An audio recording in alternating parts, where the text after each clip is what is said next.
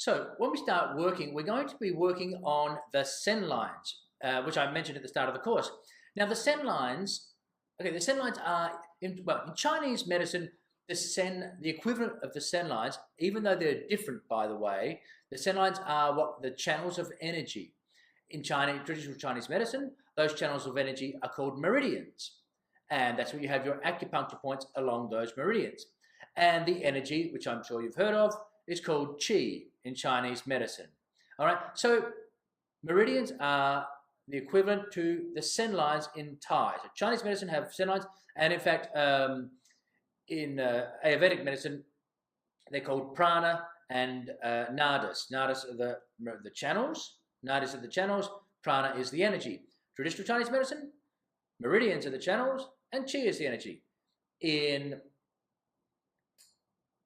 Thailand, I forgot where I was here for a second. Thailand, the energy channels are the sen, and the energy going through them is long. Now there are 10 channels, sen, okay? 6 of those channels go through the foot, through the feet, all right? So not only are we going to be working the reflex points thoroughly, as you're about to see, but we're also going to be stimulating the sen lines, which stimulates the energy. So in Chinese medicine, I'll give you the equivalent in Chinese medicine, where they say what you're trying to do is harmonize the energy, harmonize the qi. So likewise in Thai medicine, this is why they're doing work along the sen lines to get the qi moving through the lower legs and through the feet. So you want a free-flowing qi, okay? That's what you want, whether it's traditional Chinese medicine, Thai medicine, Ayurvedic, they want the qi flowing like a river. So that's what we'll be doing when we're starting to stimulate.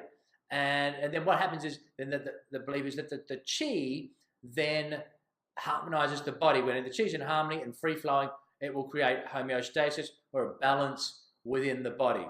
Okay, so that's what we're going to be doing when it comes to working the sen, and you'll see that as we massage along those legs, the lower legs.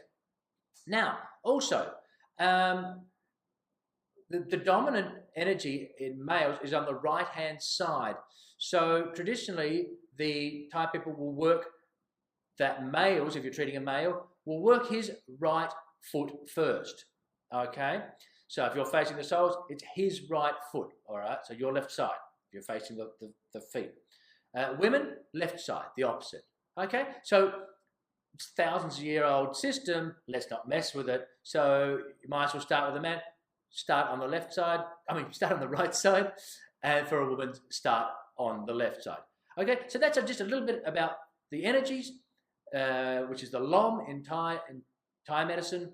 The sen are the meridians, and we'll work the dominant side of the males, which will work their right foot first, and then work onto the left leg, and vice versa for women.